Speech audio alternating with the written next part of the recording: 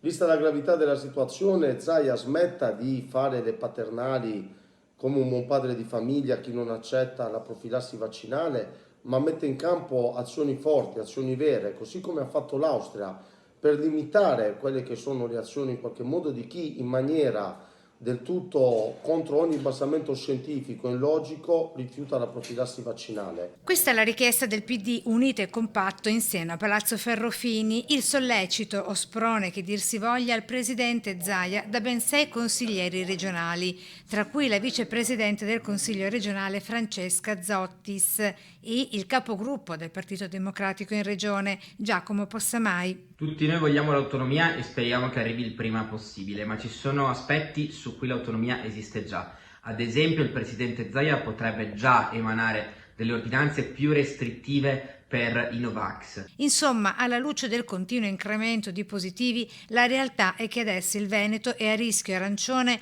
proprio a causa di chi continua a rifiutare la profilassi anti-Covid.